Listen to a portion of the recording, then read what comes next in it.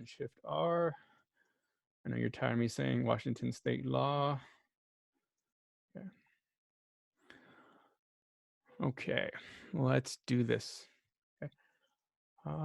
I talked to some of your classmates. I've gone through and talked to colleagues and talked to other people. It's like I've considered everything concerning this class, splitting it in half, right? But typically one half goes a lot faster than the other half. Other ideas we discuss is more breakout rooms. But I think partial asynchronous is going to be the way to go with this. So okay, let's see here. There's the YouTube page. There's what we're going to be doing while Dado rebuilds itself. Okay, all right, on the course website, let's go ahead and make sure you're logged in GitHub, make sure you're logged into Netlify, and then now make sure that you're logged into Dado CMS. Okay, and what you're going to get is what past Web3 classes would have, well, to use your parlance, would have killed for. We had to build this from scratch. Every week was a lot of time in the command line, and what we're going to do is we're going to mouse click through this. And so past Web3 classes, I'm laughing because we use the command line and I teach them all the long, hard way to get to something. And then week 9 and week 10, I go, ready for this? Point and click here and build this thing out. And they're like, well, why didn't you show us this up front? And I go, but you know what it's doing now, right? By being able to make your own ingredients, you're being able to cook better. All right, I'm doing a lot of talking because you should have your Dado account created. All right, so let's go ahead and log into Dado. Get rid of this demo one here. All right, so the first place with a CMS is the data itself. I mean, not CMS, but this stack, this layer here. There's all these layers, like Shrek on the onion. So typically I show the Shrek video where showing all the onions. All right, so you should be seeing a screen that looks like this. Yay. So let me know. This is what you see. Yes. Great. All right. So a CMS is basically content management system. Okay, and again, we used to just build this all from scratch, but we're going to just see how quickly and easily this can work for us. Let's go ahead and click on New Project, and we're going to use a demo project. We're going to use a Scratch project, right? And this is going to be our base, right? Eventually, like by the end of class, like if you wanted to do this entire thing over, you can do the blank project. But by creating a demo project, we should be able to do this, okay? So after the quarter ends, like that was great. I learned a lot. I'm going to do this from scratch now. That's what I'm looking for, all right? Let's go ahead and click on Demo Project, okay? We're going to pick this one right here, okay? So what gets confusing about all this is there's a lot of layers. That's it. And that's really the hard part. And there's a lot of services like Wix and Squarespace that basically say, or Webflow, like don't worry about all those layers. Just give us your money, our money. And the downside of that is everything is behind one service. Everything is in one location. And by making everything headless, we're putting all the important parts in different services. And that is a benefit. Okay. So you can see here, there's the Gatsby CMS, there's the Next CMS, there is Nuxt and React and PHP and Hugo and Rails and Jekyll. And if all these words are words and words, Collins, even Metalsmith down here, that's okay. Like I want you to understand that, right? So we're going to use Gatsby because Gatsby is built on React and we're going to learn React. So Gatsby is actually an application of React, okay? So let's go ahead and click on Gatsby portfolio website. Okay. And we're going to click on Start Free Project. Okay. Like so. All right. And then what I want you to do is let's just rename this, right? Let's call this portfolio website. Let's make this thing easy. Okay. And then now we're going to select our hosting destination. So this is basically going to be our deployment. Okay. So what Zeit and Netlify, these are the two big players in this, okay? Because all of our stuff has to get processed and packaged and built. And we don't get that in Web 1 and Web 2 because CodePen and GitHub, like they do it all for us and Netlify does this all for us and they don't tell us about it. right? So now we're explicitly saying, hey, so what this is good, and there's going to be other players in this game, including your own company. Your own company might say that we're going to deploy this ourselves. And what we're learning in Web3 is we understand that what layers are necessary, what we choose for each layer, there are so many options, and that's a good thing. I can't stress that enough. Right? There are a lot of options. For this one, we're going to pick Netlify. Let's go ahead and connect it with Netlify. Right? And this should work because you're logged in. So, and you should, something should pop up and say, hey, do you want to authorize Netlify? Say yes. You're basically giving Netlify a handshake with Dado. So go ahead and authorize that. It should be a pop-up window that popped up in the background. So you should see a Netlify connected. And so Netlify is going to take all of our files and make us a application, a product, which is basically this website. And what we want is to make sure that we have every single version, and there's a lifespan for this project, and that's why it's on GitHub. Okay. And there are many other services other than GitHub. So let's go ahead and connect to GitHub. And again, I might ask you to authorize GitHub and Dado talking to each other. All right, if you have both of those green connected, okay, all right, so we're going to name this project Portfolio Website. All right, Netlify is going to run out to GitHub, right, build it for us and deploy it to the world. Okay, and GitHub's going to say thank you because that's a lot of work, right? All I want to do is keep track of the files, right? I don't want to have to think about that. All right, let's go ahead and hit create project.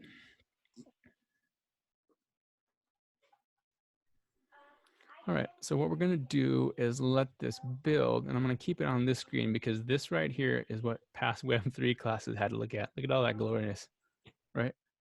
This is what we're doing in lab, and to get this to work, we had to make sure that everything in lab had the same software installed on the command line. Okay, and so, and I think that this is a good thing to see the very first time around. Okay, what you're seeing right now is it's taking all of the source files, right? And it's actually making an HTML, CSS, and JavaScript website. It's no different than taking all of your InDesign files, your assets, your fonts, whatever else, right? Think of an InDesign project and all the different types of files. What comes out at the end? A PDF, an ebook, etc. And that same thinking works for this website. We have our source files and we're going to build out an application. That application happens to be a website. Okay. All right. So before I move on, right, throw up an emoji or ask me any questions about the big picture stuff right now. Right. This is what we used to do. Right. Now we have a web service to do this for us. Does anybody have any questions about this? Okay. All right. This is one of the hardest things. Early on when I was learning CMSs. Right. Not early on. In my younger days. Right. Right. WordPress has brought me to tears sometimes. Right. About good. We're just going to keep watching this, making sure that we understand what's happening here. Right. It's using something called Yarn to let's get this part here, building production. Okay. It's actually building out your website. It's creating a deployment right here. Okay. All right. So if you get to a screen that looks like this, we're good to go. Okay. So first off, Netlify is hosting the site. So you can command click and open that in a new tab. Okay. And this would be the sample website. Okay. And you can make the window smaller. And that's what we're going to do today is actually make this slide out view. So if I make it smaller like so, right, we're going to have that modal, that slider menu. That's what we're going to build out. Right. So there's that. Then there's also the GitHub repo, okay, where all the files are hosted. And look, it made a readme.md for you. And it even, right, gave you a rundown about what it did. Right. So if you're getting real nerdy, or like your dev team says, what did you just do, designer? Like, oh, look at the repo. And they're like, oh, cool, thanks. That's awesome. Okay. Good. All right. All these files here. Everybody take a look at this right here. We're going to be breaking these down throughout the course. Like, what is all of that stuff? Like, what got built out for us? In modern web design, this might seem a lot more complicated. That where is all of our HTML, CSS, and JavaScript?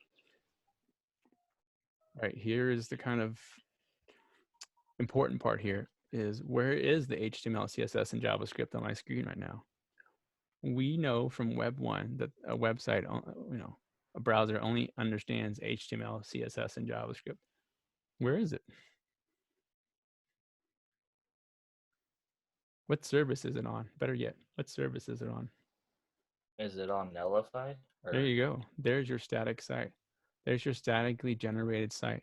And right now, with every single website being hit by the sheer amount of traffic, people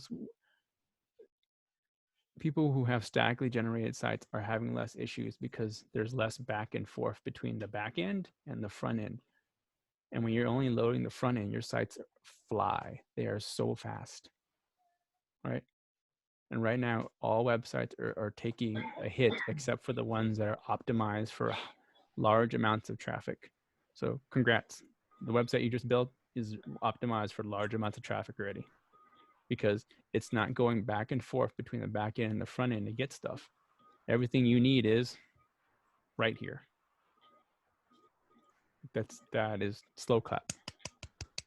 Like that, I can't stress that enough. That's one of the biggest reasons why headless CMSs and the whole Jamstack, right, has become such a big deal. Like I want you to be able to put this on your resume, right, that you can design for the Jamstack, right? JavaScript, APIs, and markup, right? That those three technologies are what we're learning here. All right. Good. All right, so this is where we're going to edit our content, right? This is where our repo is. Now we can click on start editing your content. Okay, so the reason why we have CMSs in the first place, not the first place, is a lot of it is, when you want to, like I say in UX3 and in in a lot of classes here, when you want to work on the content, you should only think about the content. When you want to work in the design, you should only be thinking about the design. And that compartmentalization is what you want. The other thing here is you want to be able to provide a login to your clients, to your team members, okay? So while you're working on the design, someone else can be working on the content at the same time. While you're working on the design, someone could be working on the content at the same time.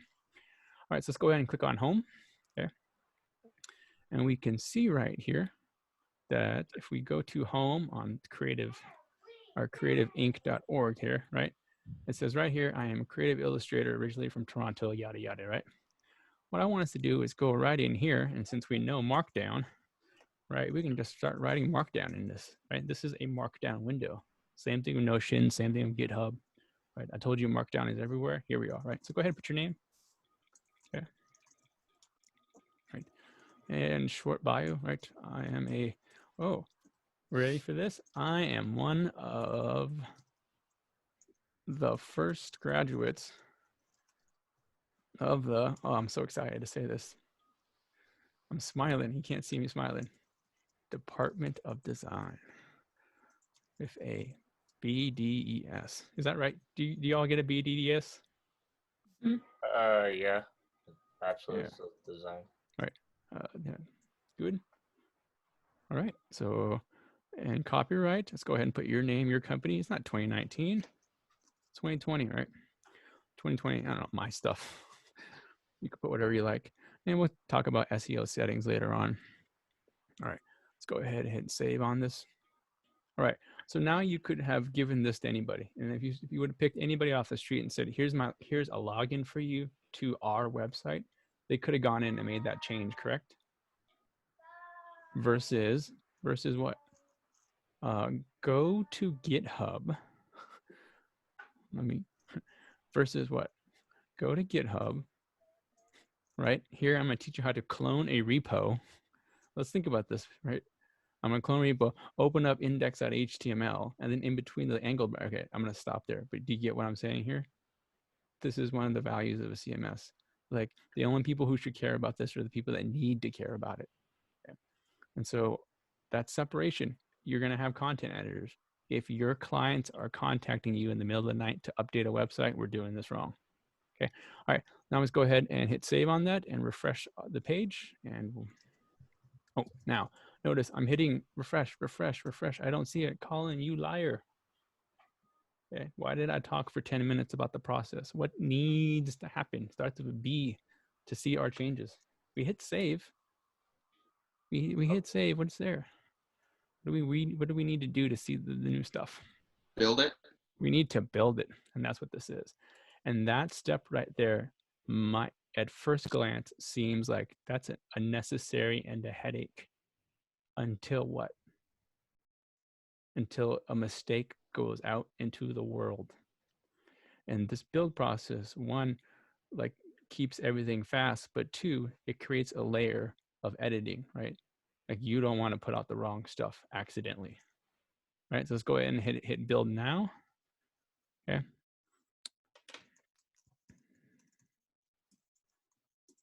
Mit the website. All right, I spelled presidential wrong here.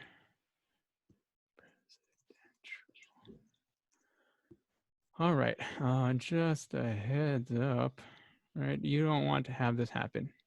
Okay, politics aside, right? The people running Mitt Romney's team put out that he had won the election. Now you could, all you had to do is hit, oh, no problem. Oh, we messed up. Revert. Right? No, but it was out there long enough, right? Because it took too long to revert those changes because there was no middle layer to double check stuff before you put stuff out. Okay. And this is all part of the modern process. So, right, you don't want this to happen, right? This is on a big scale, right? Even on a small scale. All right, so we're gonna hit build now, and we can see that it has built in 9 seconds. And I can't stress to you how fast that is. If you think 9 seconds is a lot, talk to anybody using any of the legacy or traditional database CMSs, which I'm not going to call out because I'm being recorded right now. There's a certain one that a certain school that you know about uses that I'm not going to talk about. Good. All right. It is really slow. Now we refresh this page and voila, there's our stuff. Check, check. All right, let's go now and edit some of our works. Now, this is a collection, okay? So just like in UX3, right? I say UX3 and Web3 are the same classes to me. So let's go ahead and take a look. Before we even drill down into some of this content, what I want you to take a look at is patterns, okay? UX3 is doing a project for a client, and I said, just find the patterns, right? You're finding the patterns between all the screens. You're not making individual screens. You're not making individual pages. You're finding the patterns between the pages. So if we take a look at the flyer one and the packaging one, what is in terms of content similar between each of these? Like if you had to create a template for this, right, you would make one for the heading, correct? And then there's a place for the content. There's a place for images. Yes, right? Yes, thumbnail. Okay. So then you take this pattern, and this is where we get to learn templating. And this is why we started with, maybe too hastily, we started with, what does Codecademy teach you? Too many templating languages in my head. Handlebars, right? And in your templating language, you're going to be doing stuff like this. So there's a title, right? There's a URL to get there. Then there's this cover image, right? And then there's the gallery of images. Okay. So somewhere on your computer, right, should be some other images, right? So let's go ahead now and let's click on from gallery and let's see what we got in here. So here's a mess of all the images that have been uploaded, okay? And maybe we want to upload some new assets. So somewhere on your computer is an image. So this might get me in trouble here. What do I want? Oh, here we go. I'm going to upload, right, the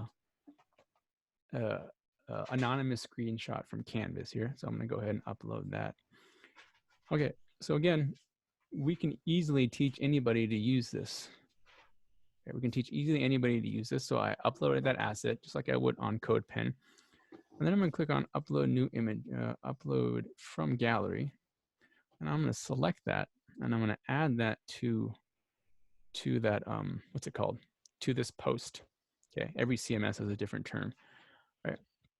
but this is our template for the content. Right, so then we're going to go ahead and hit save on this thing.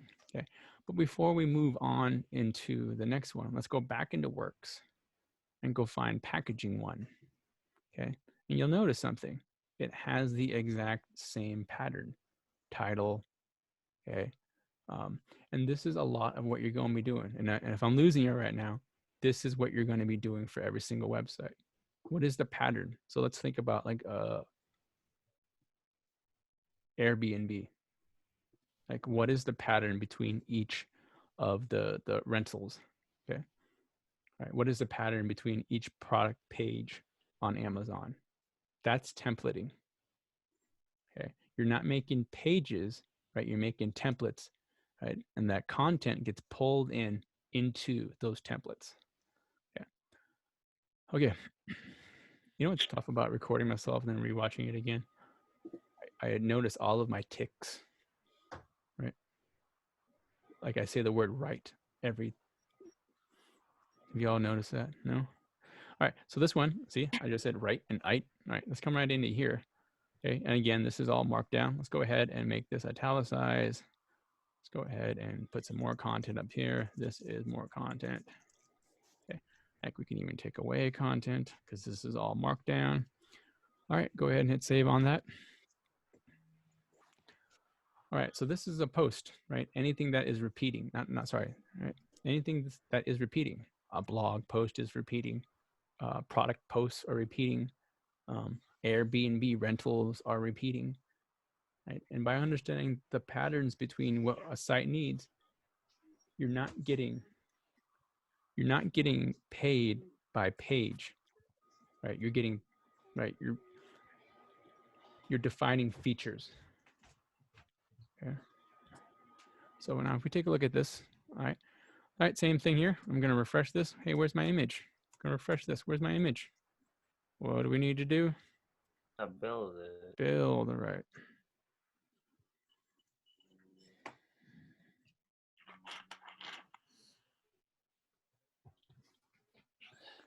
As this thing goes, all right, so as this is building, we can go ahead and take a look at some of the other repeating pieces of content, like social media, right? The type, the name, email.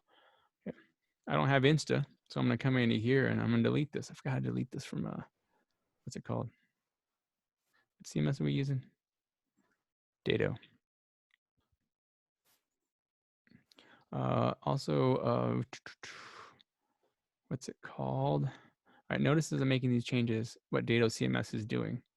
Okay, it's just making an easy interface, right? You can say to your clients, hey, you can reorganize your social media any way you like.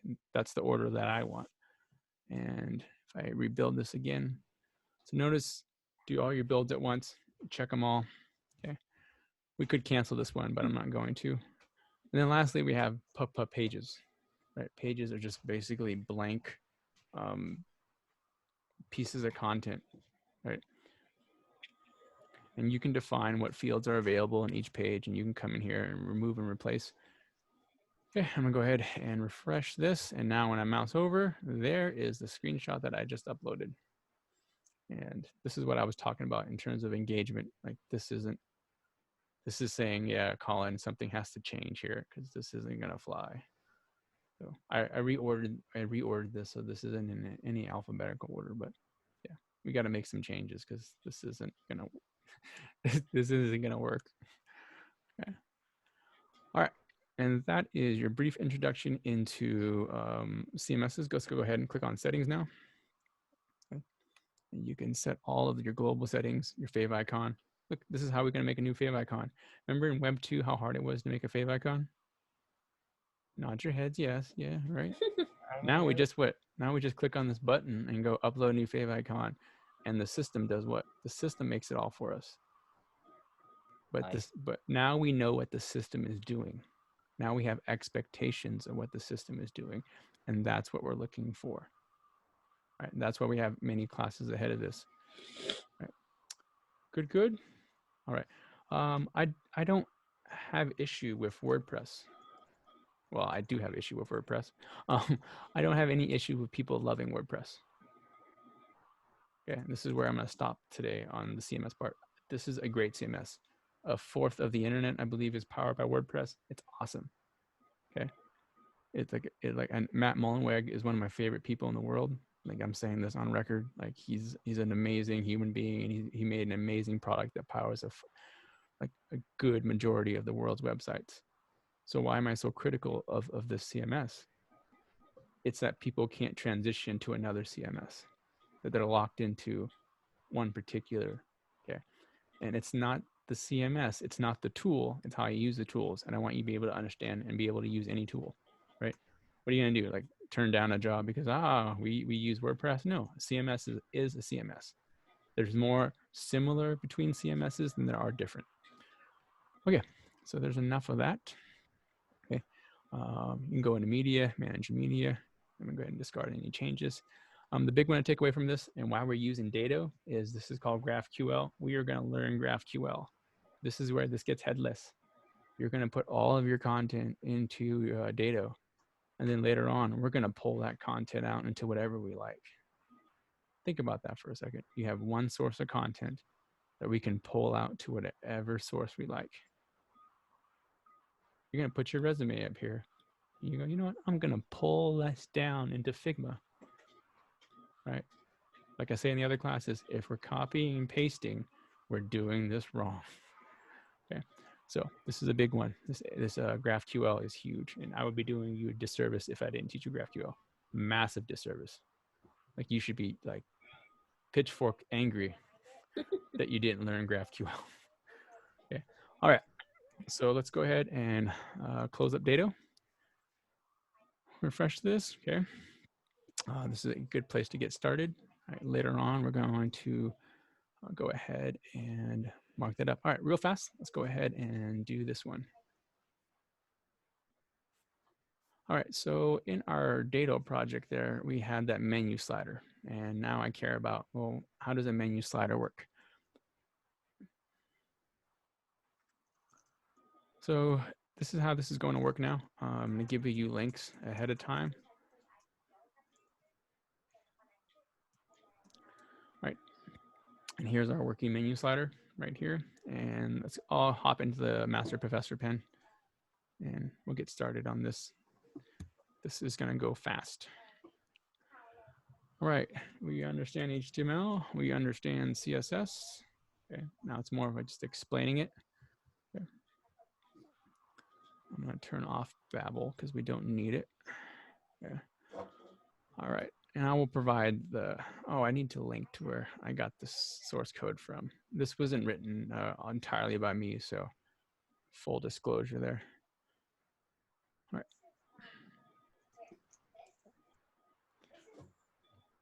All right. All right. All right, so let's go ahead and take a look at this. This is a common UI pattern. This idea of you click this and you should see the sidebar. iModal, good right there.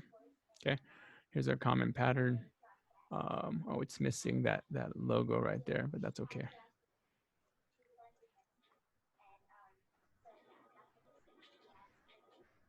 Got our nav, our header toggle. It's using this thing called Font Awesome. I'm gonna put it back real fast. Here's our button. You can do so I can just put 3 asterisks. So let's go into our HTML section and just put in 3 pipes. Will that work? Yeah, 3 pipes. I like that better, way better. Okay, all right, so around line 15, right before this, basically what this source code was doing was pulling in this other library called Font Awesome, and we don't need it. We just we can make our own, right? The hamburger menu. All right, so if you click on this button right here, right, it's gonna toggle. And so first we have this ID of toggle. So that's where we're gonna start. All right, so styling is whatever you want it to be. And let's go ahead now and comment all that out. We have this working. Actually, let's go ahead. All right, so just like we did in Web 2, we get stuff and we set stuff, okay? So up here, we're basically just gonna get everything we need. right? Get elements to act on. Yeah. And today in Web 2, they finally understood this idea of like pick something, change it, pick something, change it. And like everyone goes, oh yeah, now this makes sense. Yeah, like same thing of CSS. Pick an HTML element, change it. Okay. And so the first one is this document ID. Okay. I'm just going to repeat this once. We're going to get document, and we can go query selector, right, and get an ID, which would work too. But in this case, right, this developer wanted to get element by ID, and this would, I don't want to go on long, but there's some minor differences about these two. This one is a lot older, right? Document query selector is newer. That's all. All right, and we want to have an ID of toggle, right? So here is our HTML that I'm gonna highlight with the ID of toggle, and then there's that. And then we don't want to have to type this every single time we need to act on it. So of course we're going to have a variable, and that variable can be var, let, or const. And our rule of thumb is if it's not going to change, it should be const, or use const until something needs to change. So we're going to give a const and give it a name, in this case toggle, and then assign what's on the left to what's on the right. All right, so that part makes sense. And now what we're going to do is just basically, all right, get all the stuff that we need first. All right. All right, so any questions so far in part one? Right. I had all a the stuff that quick we need. refresher question. Sure. So const and let, what's the big difference again between them? Const is immutable. That means you can't change it, like pi, like the value of pi shouldn't change. Other immutable things can be like something set in the beginning that shouldn't be no, changed. something set for a very, very long time. Okay. Gender would be another thing that's probably immutable, although without getting into it far. Let's talk about some mutable things now. Let's say we created an object called students. What is mutable about you? Like in your student profile, what can change? Our class year. Yeah, your grades, class grade. year, right? Courses that you're taking. Oh, other immutable things. Your name. The likelihood of your name changing is pretty small, right? Okay. So that's when we use const, right? So basically, does JavaScript need to rewrite this? And if the answer is yes, then use let. Okay. So use Aren't there occasions when you can reassign the value of a const though? Don't. Yeah, there are. Don't. Got it. Yeah, that's like one of the things just avoid. That's why const exists. Short version. But Evan, we can discuss the scenarios where that would actually be appropriate. But good rule of thumb is don't use let. All right. What's that? Happy to keep it simple. Yeah. All right. So now what we want to do is we want to act on the toggle. Okay. So now we're going to go. All right. So instead of typing document get ID by toggle, we're just going to say, hey, we have this shortcut called toggle. Okay. And let's go ahead and use it. And then we want to do this thing called add event listener, which we like got all confused by. Okay. And this is another good reason why. All right. And so the first argument is the actual event itself. Okay. What event am I listening for? Swipe, tap, pull to refresh. Okay. This is the event, and then this is the action on the event, right? Or the function to run here. Good. Okay. So the event itself, in this case, what are we doing to the menu, the toggle? We're clicking it, right? And then we're going to be cool kids, right? And use the new syntax, even though Web 2 is like, can you pick one? You keep switching. I'm like, sorry, it's old habits die hard. All right. And then we can go ahead and make sure that we can see what is happening here. So let's go ahead and console.log out. Console.log. Okay. And when's the only time that we should see okay? Here, better console message. Clicked button. Good. All right. So now we should only see click button when we're missing some curly braces here. We don't need them because why? Oh, all right, let's go ahead and pop this out into debug mode.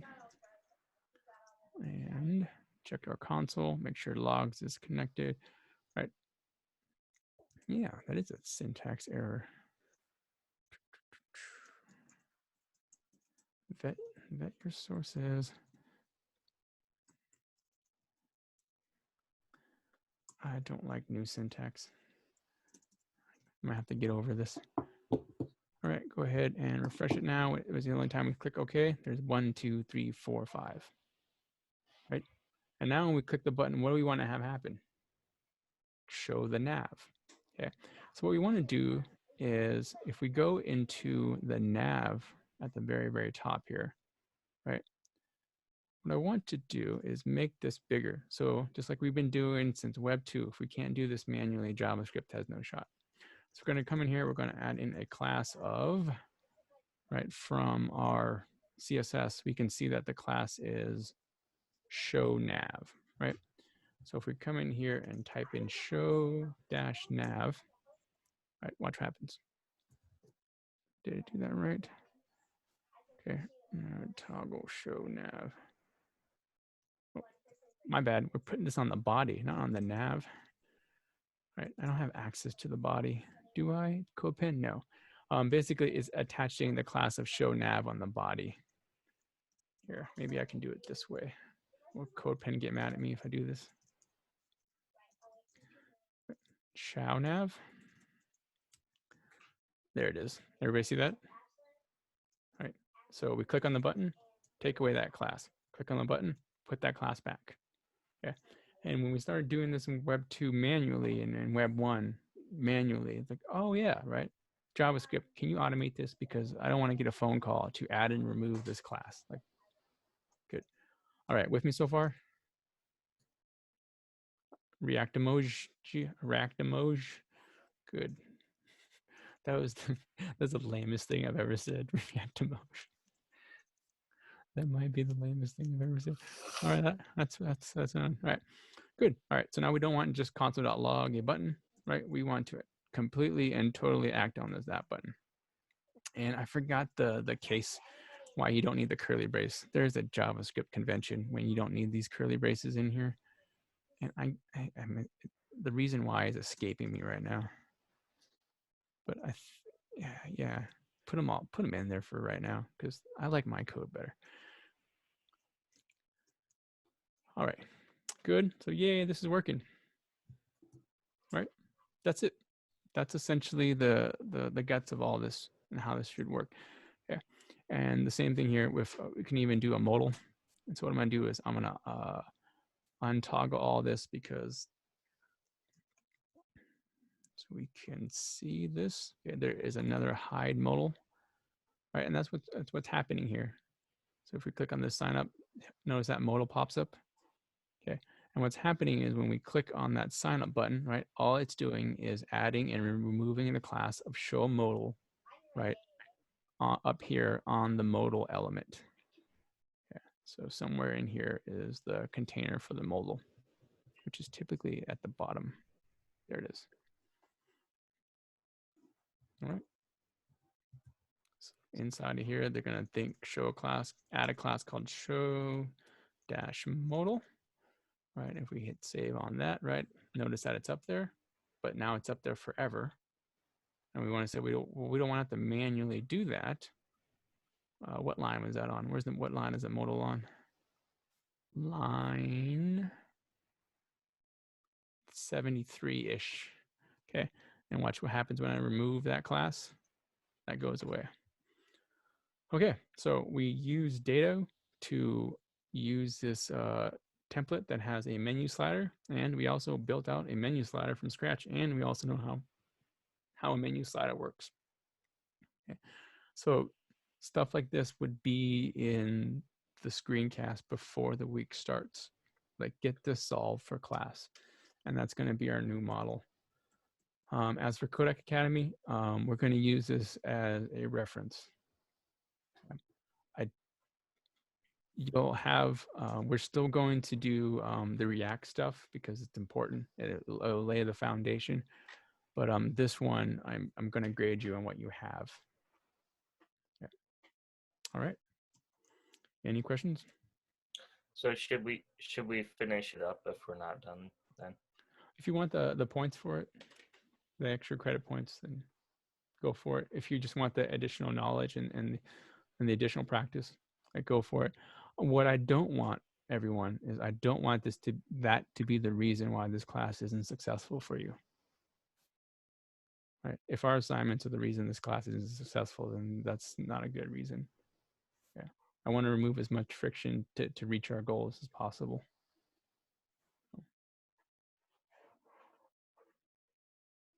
Okay. It is very, very sunny out. It is a beautiful day. You should go enjoy the sun. I'm going to stare at your avatars until someone start exiting the class. Thank you.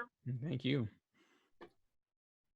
What should we be working on for professional practice? The Thank daily engagements. Thank you.